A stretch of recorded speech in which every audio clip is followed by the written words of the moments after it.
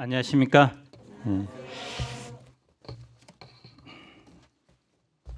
요절 말씀으로 우리 야고보서 5장 8절을 읽어 봅시다. 시작.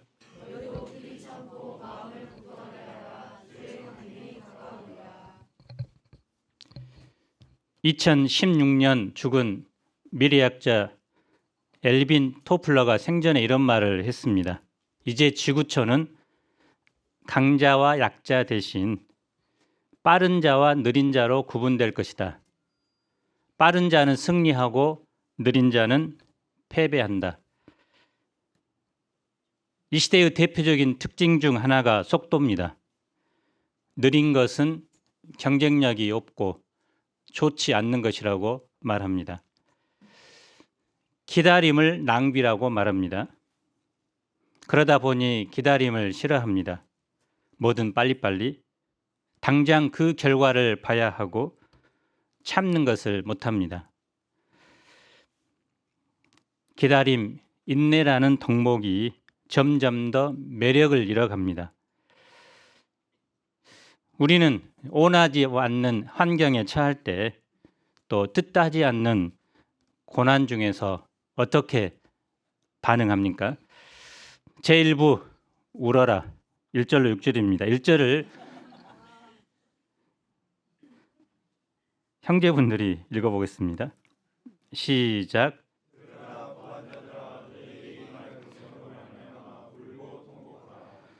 사람들은 부자가 되고 싶어 합니다. 부자가 되면 고생 끝, 행복 시작이라고 생각하기 때문입니다. 그런데 야고보는 역설적으로 말합니다. 부자들에게 울며 통곡하라고 합니다. 왜냐하면 고생이 임할 것이기 때문입니다. 당시 부자들은 풍성한 수확을 거두었습니다. 창고 안에서 썩어서 버리게 될지언정 그것을 베풀어서 배고픔으로 고통하는 사람들에게 나누어 주지 않았습니다. 옷도 마찬가지입니다. 피에르 가르댕, 크리스찬 디올 등 명품 옷을 옷장에 가득 넣어두었습니다. 그 옷이 조미스러 못 입게 될지언정 추위에 떨고 있는 자들에게 나누어 주지 않았습니다. 3절을 계속해서 보십시오. 고대에는 변하지 않는 것을 않는 금이나 은을 화폐로 사용했습니다. 그래서 금과 은은 영원한 부의 상징이었습니다. 금과 은은 녹슬지 않는 대표적인 금속이라고 할 수 있는데 그 금과 은이 녹슬었습니다. 그런데 이 녹슬었다는 말은 이제 금속이 산화작용을 일으켰다기보다는 그 가치가 끝났다는 것입니다. 금과 은만 있으면 세상에서 어떤 일도 할 수 있을 거라고 믿었는데 그것이 더 이상 힘을 쓰지 못하는 것입니다. 오히려 그 돈이 그들의 영혼을 삼켜버렸습니다. 그래서 이 말은 돈은 정말 대단한 위력을 가지고 있지만 하나님의 심판대 앞에서는 아무런 힘을 쓰지 못한다는 것입니다. 생명을 구원하지 못한다는 것입니다. 부한 자들은 재물을 어떻게 모았을까요? 4절, 6절을 봅시다. 현대어 성경에는 이렇게 나와 있습니다.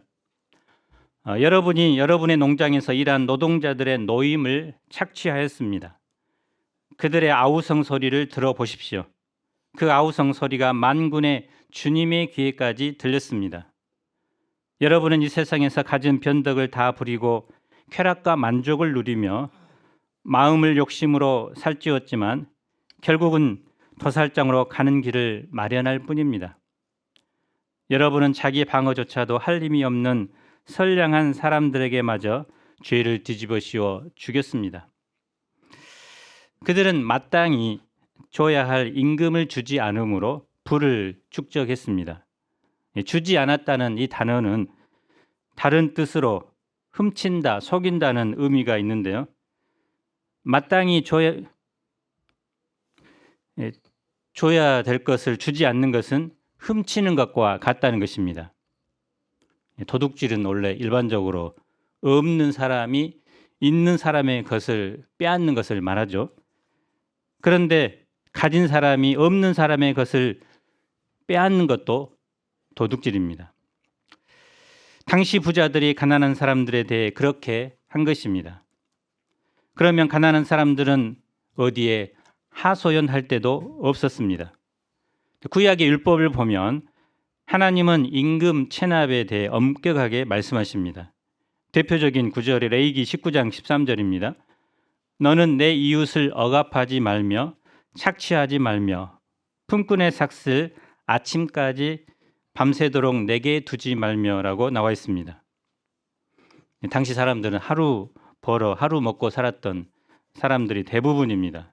품삯을 못 받으면 그날은 굶어야 하고 또 딸린 식구들이 있으면 그 가족들도 굶어야 합니다. 그러면 그들이 재물을 쌓은 목적이 무엇일까요? 5절을 우리 자매님들이 읽어주세요. 시작.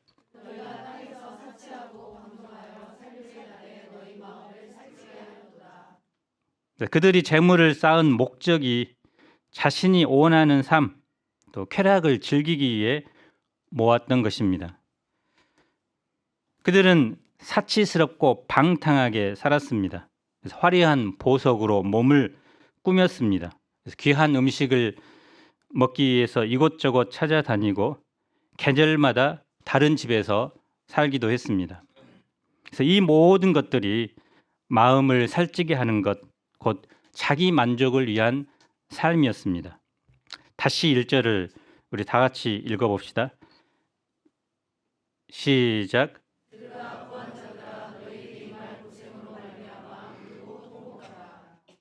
그래서 야고보 사도는 부한 자들에게 울고 통곡하라고 합니다.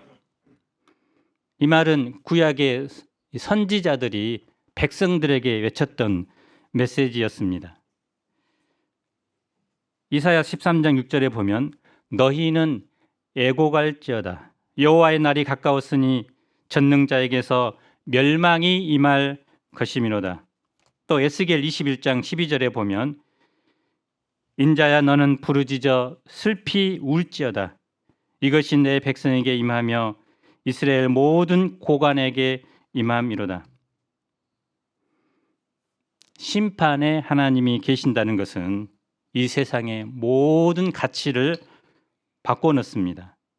만일 하나님이 계시지 않는다면, 심판하는 하나님이 아니라면 우리는 본문에 나오는 부자처럼 살고 싶지 않습니까?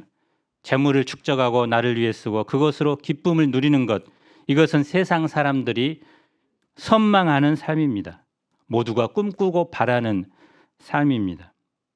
그러나 하나님이 계십니다. 그 하나님께서 심판하십니다. 이 사실로 모든 가치가 바뀌는 것입니다. 영혼의 삶이 있기 때문에, 영혼의 삶이 우리를 기다리고 있기 때문에 세상의 재물은 가치 없는 것이 되어버릴 수 있습니다. 영혼의 삶을 결정하는 것은 죽음 뒤가 아니라 바로 이 땅에 있을 때 결정되는 것입니다. 예수님께서 2000년 전에 오셨을 때는 고난받는 종으로 오셨습니다. 세상을 구원할 구원자로 오셨습니다. 그러나 예수님께서 다시 오실 때는 구원자로 오시는 것이 아니라 심판자로 오십니다. 점점 그날이 가까워 오고 있습니다. 주님은 저 멀리 천천히 오시는 것이 아니라 이미 9절에 보면 문 밖에 서 계십니다. 당시에 문 밖에 서 계셨으니까 지금쯤은 아마 문고리를 잡고 계실지 모릅니다. 3층 홀 바깥문에서 지금 기다리고 계신 것 같습니다. 이 사실이 부자의 삶에 대한, 또 부자처럼 살고 싶은 삶에 대한 평가를 바꿔놓습니다. 부자가 나쁜 것이 아니라 그의 가치관이 문제라는 것입니다. 하나님이 축복한 부자들은 얼마든지 있습니다. 그러나 그 부를 통해서 하나님께서 원하시는 일에 사용해야 한다는 것입니다. 최고의 삶에서 최악의 삶으로, 부러운 삶에서 불쌍한 삶, 행복한 삶에서 불행한 삶으로, 기쁨의 삶에서 애통의 삶으로 바꿔놓습니다. 심판의 날을 살육의 날로 표현합니다. 마치 도살할 날이 가까워 오는데 그것을 알지 못한 채 눈앞에 보이는 음식을 먹으며 자신을 살찌우고 있는 어리석은 짐승과 같다는 것입니다. 자신에게 만족과 기쁨을 주는 그 재물 때문에 심판을 바라보지 못하고 있습니다. 부자가 사랑했던 재물, 만족과 쾌락을 주었던 그 재물은 결국 하나님의 심판을 가져오게 합니다. 그러므로 야고보는 말합니다. 울고 통곡하라.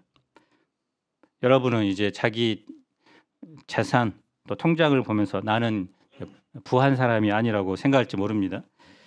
그러나 성경에서 말하는 부자는 재물을 많이 가진 사람이 아니라 그 재물을 가지고 어떻게 사용하느냐, 자기만을 위해 사용하는 사람을 부자라고 하고 하나님을 위해 선한 일을 하는 그 사람을 부자가 아니라고 합니다. 그러나 문제는 여러분이 얼마나 부한가 하는 것에 있지 않습니다. 이 세상의 재물을 어떻게 대하고 있느냐가 문제입니다.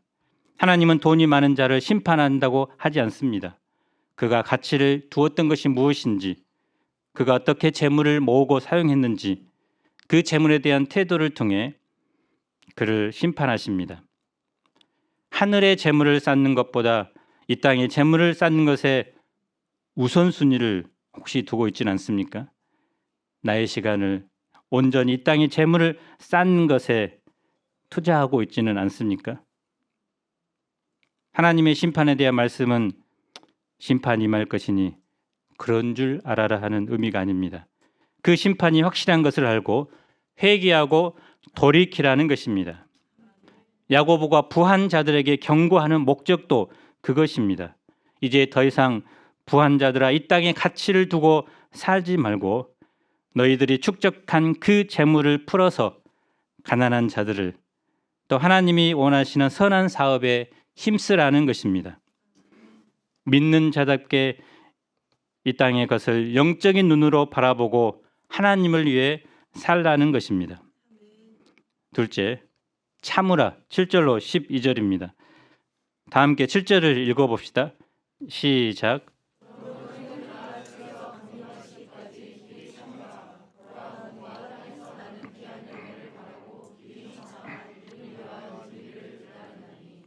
본문의 형제들은 누굽니까? 가난한 자들, 어려움의 가운데 처한 자들, 부당한 대우를 받고 있던 사람들입니다. 혹시 여러분도 현재 이러한 어려움에 있지는 않습니까? 직장에서 어려움, 견디기 힘든 분위기 속에서 힘겹게 하루하루를 보내기도 합니다. 말이 안 통하는 권위적이고 꼰대 같은 상관이 나를 힘들게 합니다. 과중한 업무로 인해 눈코 틀 새 없이 하루가 지나갑니다. 나를 돌아볼 여유도 없이 정신없이 살다 보니 벌써 꽃피는 춘사물입니다. 그렇게 힘들게 일해도 생활은 여전히 빠듯하고 미래는 불안합니다. 자매님도 마찬가지죠. 집안일을 해도 끝이 없고 그렇게 분주하게 하루를 보내고 나면 인생이 뭔가 하는 생각이 절로 듭니다. 남편이 내 마음을 알아주는 것도 아니고 속만 썩입니다. 자녀를 보면 어땠습니까? 어릴 때는 그렇게 귀여웠는데 크니까 귀에 이어폰 꽂고 인상 쓰고 방문을 걸어 잠그고 나오지 않습니다. 사람들과 관계에서 오는 어려움은 어떻습니까? 경제적인 어려움, 때로는 건강에 대한 문제가 찾아와서 어려움이 생깁니다. 갑작스럽게 사고를 당하기도 하고 내가 계획한 대로 일이 풀리지 않습니다. 목자로 사는 것도 쉽지 않습니다. 그런데 야고보는 이런 형제 자매들에게 한마디로 참으라라고 합니다. 참으라. 어려움이나 고난 속에서 포기하거나 안갚음하지 않고 참고 견뎌하는 것입니다. 언제까지 참으라고 합니까?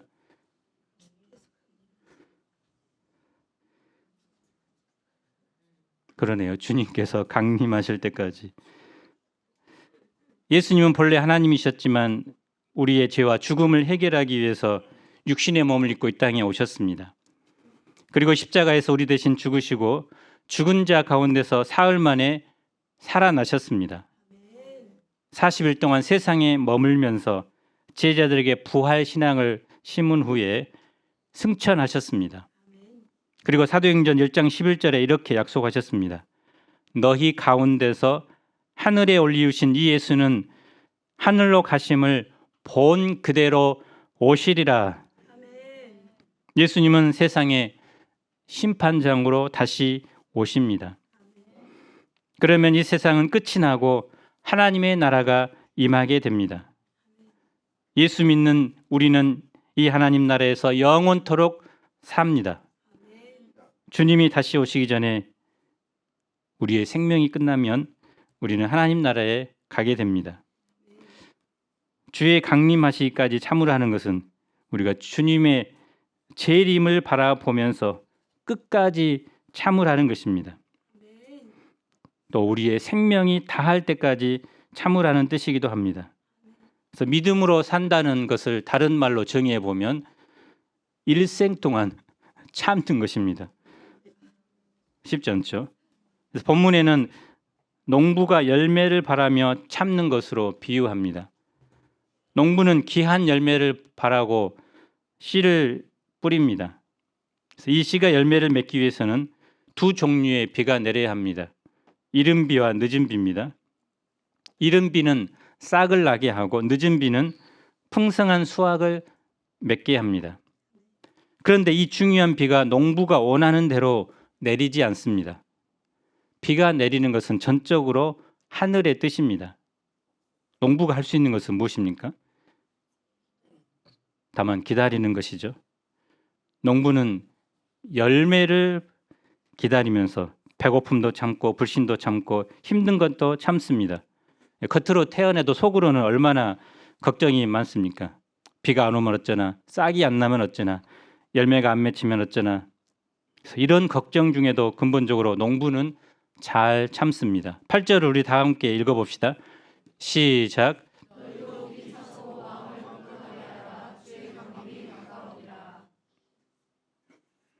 당시 성도들이나 그리고 오늘 힘겹게 사는 우리도 할 것은 길이 참는 것입니다.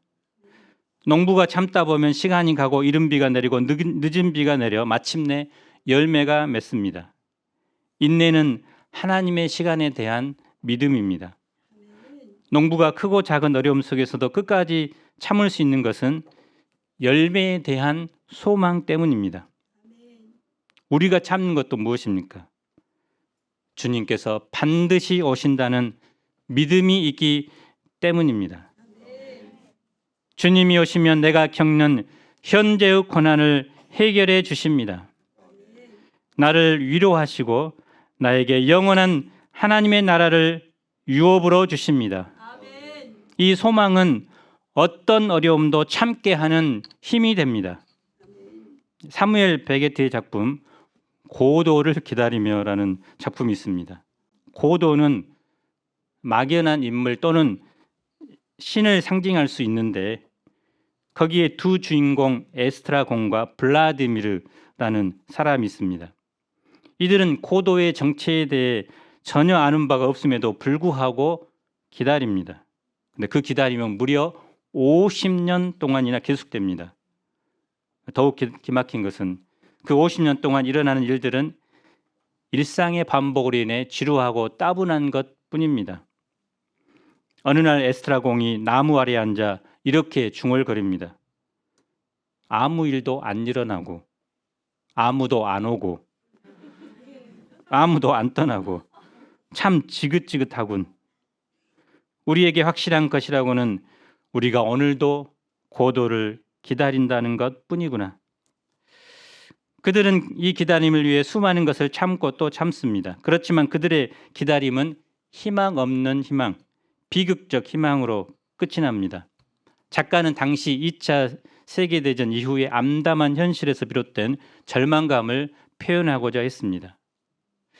그러면 우리의 기다림, 참음은 고도를 기다리며 이런 참는 것과 같습니까? 전혀 다릅니다.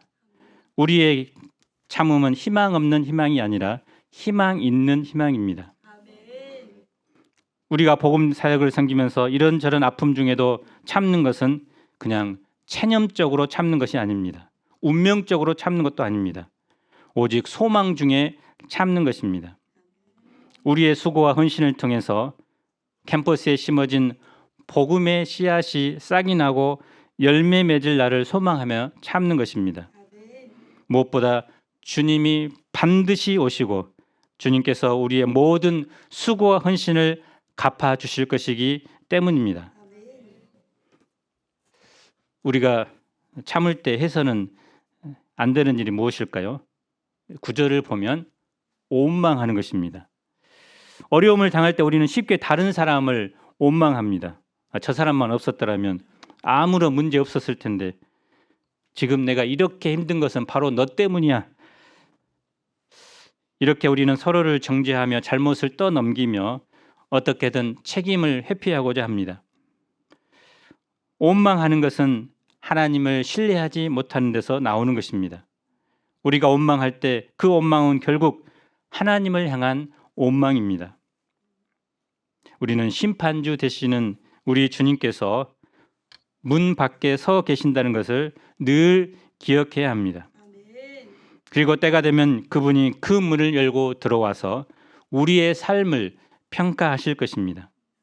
그래서 우리가 해야 하는 것은 원망이 아니라 무엇입니까? 인내입니다. 참음입니다. 우리가 참을 때 누구를 본으로 삼아야 할까요? 선지자들을 본으로 삼으라고 합니다. 이 말은 고난이나 어려움이 특별히 나에게만 주어지는 것이 아니라 주님의 말씀을 대언하며 그 뜻을 행한 선지자들이 이미 그러한 고난들을 받았다는 것입니다. 또 옆에 있는 동역자들이 또 모든 사람들이 동일한 고난 가운데 있습니다. 그 대표적인 인물이 누굽니까? 욥입니다. 그래서 욥의 특징은 한마디로 인내라고 할 수 있죠. 욥은 믿음으로 살았지만 엄청난 고난을 겪었습니다. 하루아침에 자신의 전 재산을 날렸습니다. 또 자녀들이 지붕이 무너져서 하루아침에 죽었습니다. 또 자신은 병에 걸려 기왓장으로 하루 종일 정수리부터 발끝까지 긁는 신세가 되었습니다. 그의 아내는 하다못해 하나님을 욕하며 죽으라고까지 했습니다. 또 친구들도 일주일 동안은 잠잠히 있다가 그 후부터는 너 죄 때문에 그렇다고 엄청난 비난을 가했습니다. 하지만 욥은 끝까지 하나님을 원망하지 않았다고 성경은 기록합니다. 그는 원망하지 않았고 그 가운데 두신 하나님의 선한 뜻이 있음을 믿었고 그가 단련하신 후에는 순금같이 나올 것을 바라보았습니다. 끝까지 참았을 때 그는 자비하시고 긍휼하신 하나님을 비로소 만났습니다. 그는 자기가 원망 없이 참을 수 있었던 것이 바로 긍휼과 자비의 하나님이 있었기 때문임을 깨닫게 됩니다. 그래서 우리가 이 험한 세상에서 참는 것은 무엇입니까? 하나님의 긍휼 때문입니다. 세상은 죄악이 크고 우리는 연약하여 순간순간 원망이 튀어나오고 불신에 시달릴 수밖에 없지만 이런 우리를 하나님께서 긍휼히 여겨주시고 믿음을 계속해서 부어주시기 때문에 우리는 견딜 수 있습니다. 그래서 참음은 우리의 의지에 있지 않고 하나님의 긍휼에 있습니다. 우리가 참으면서 또 해서는 안 될 일이 무엇일까요? 맹세입니다. 참을 때 어렵고 힘들면 쉽게 맹세를 잘 하죠. 하나님 이 문제만 해결해 주면 무슨 일이든 할게요. 그러나 예수님도 그랬지만 하늘로나 땅으로나 다른 아무 곳으로도 맹세하지 말라고 합니다. 오직 예하거나 아니요라고 대답하라고 합니다. 그래서 맹세하지 말고 정직한 삶으로 보여주라는 것입니다. 그래서 맹세를 하지 않더라도 그 사람의 신실함, 정직함이면 된다는 것입니다. 제3부 기도하라 13절로 20절입니다. 우리 13절을 다 같이 한번 읽어봅시다. 시작.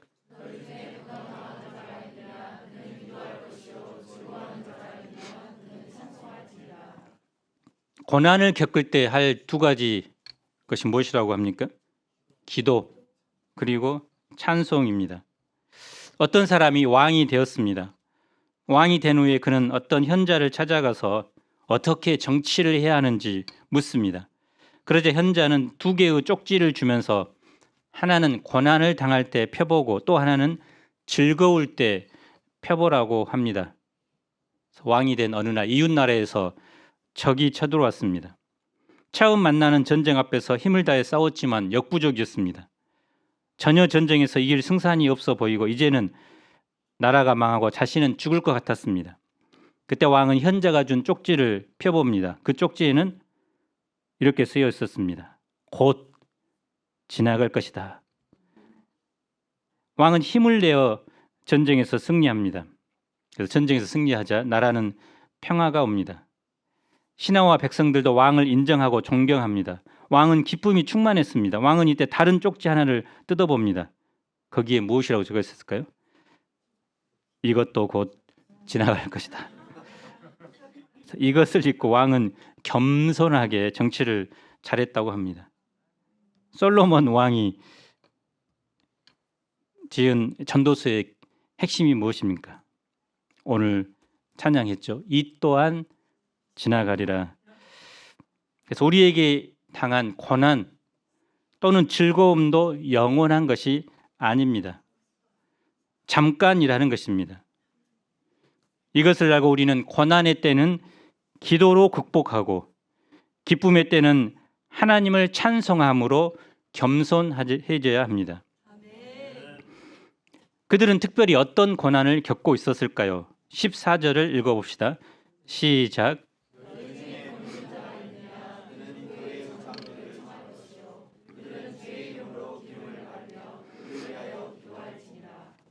고난 중에서 가장 큰 고난은 질병입니다.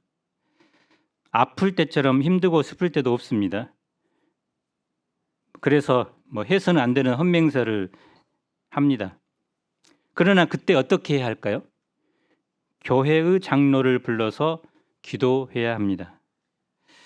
장로는 교회에서 영적으로 성숙한 지도자입니다. 장로를 부르는 이유는 그가 특별한 능력을 가졌기 때문이 아니라 교회를 대표하도록 하나님이 세우셨기 때문입니다. 장로는 자기 이름이 아니라 주님의 이름으로 기도합니다.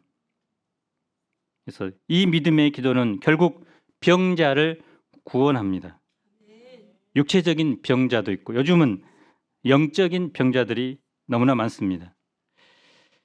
그래서 믿음의 사람, 하나님의 세우신 자의 기도를 통해서 구원하는 것이 하나님의 법칙입니다. 주님께서 그를 일으켜 주십니다. 또 죄를 지었을지라도 용서를 받게 됩니다. 이처럼 장로의 기도는 큰 힘이 있습니다. 장로는 개인이 아닌 공동체를 대표하기 때문입니다. 그러면 여기서만 이제 끝나지 않죠? 그들은 서로 무엇을 해야 할까요? 16절을 읽어봅시다. 시작.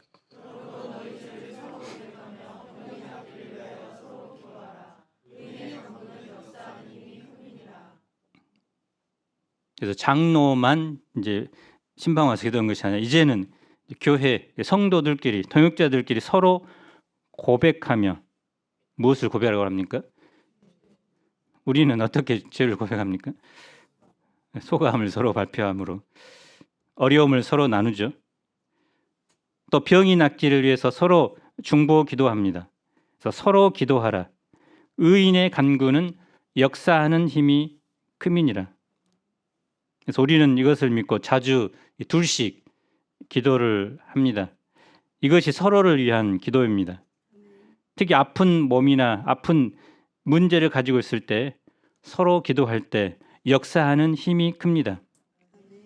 그래서 우리가 만날 때마다 기도하고 또 헤어질 때 기도하는 기도의 역사가 새롭게 일어나면 좋겠습니다. 그 기도의 힘이 얼마나 대단할까요? 구약시대 때 엘리야는 우리와 같은 사람이었습니다. 물론 엘리야를 특별한 사람이라고 여기는 분들이 많습니다. 그가 비가 오지 않도록 기도했는데 하나님께서 그 기도를 들으시고 3년 6개월 동안 비를 내리지 않습니다. 그가 다시 기도하자 하늘이 비를 주고 땅이 열매를 맺게 됩니다. 엘리야가 이런 놀라운 일을 한 것은 그에게 능력이 있었기 때문이 아니라 그가 간절하게 기도했기 때문입니다. 엘리야가 기도해서 비가 멈추고 내리는 그런 역사를 이뤘다면 동일하게 그와 같은 성정을 가진 우리가 기도할 때도 하나님은 동일한 능력의 역사를 이루신다는 것입니다. 우리가 개인 기도는 물론이고 이 합심 기도를 통해서 이런 엘리야의 능력을 체험할 수 있기를 간절히 기도합니다. 우리가 이렇게 살 때 결론적으로 어떤 일이 일어납니까? 19절 20절을 마지막으로 읽어봅시다. 시작.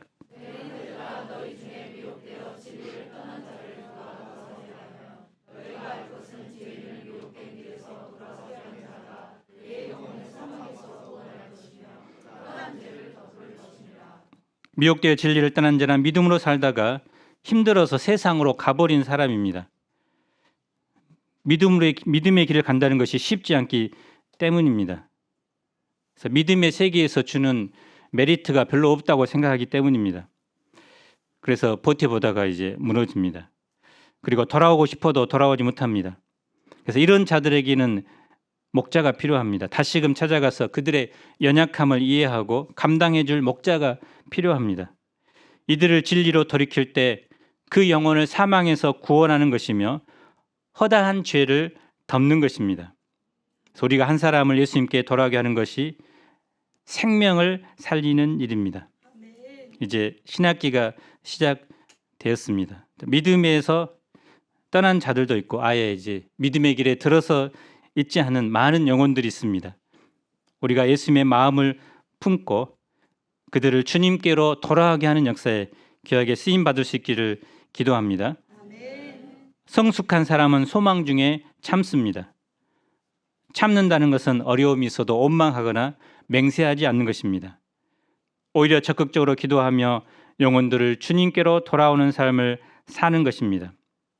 새 학기를 시작하면서 우리가 한 영혼을 주님께로 인도하는 목자의 삶을 살 수 있기를 간절히 기도합니다.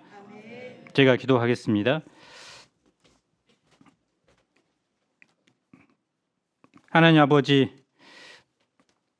우리가 하나님의 복을 받게 하시고 또 하나님의 복으로 부한 자가 되었을지라도 이 불을 가지고 가난한 자, 또 하나님의 선한 사업을 위해 사용하는 자들이 되도록 도와주시기를 기도합니다. 그러나 이 시간 세상 사람들처럼 불을 가지고 자기의 만족과 쾌락을 위해 사용하고자 했던 마음이 있다면 우리가 울고 통곡함으로 하나님께 돌이킬 수 있도록 도와주시기를 기도합니다. 하나님 아버지, 저희가 세상에서 때로는 약자로서 억울함을 당하고 질병과 같은 많은 고난, 또 영혼들을 섬기는 아픔들이 있습니다.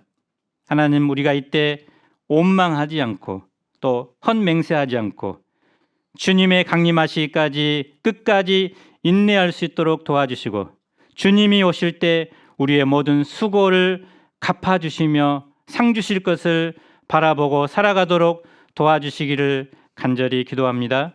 예수님 이름으로 기도합니다. 아멘.